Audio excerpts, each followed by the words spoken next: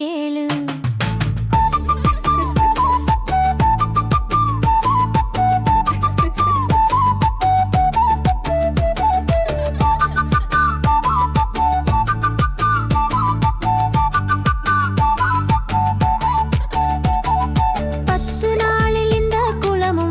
போய்விடும் என்றும் வற்றா குளம் ஒன்று அங்கு உள்ளது.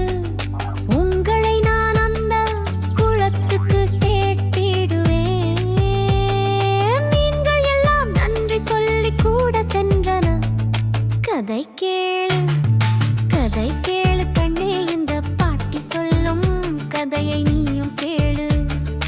மீன்களை காப்பாற்றிய நண்டின் கதையை நீயும் கேளு. போகும் வழியில் கொக்கு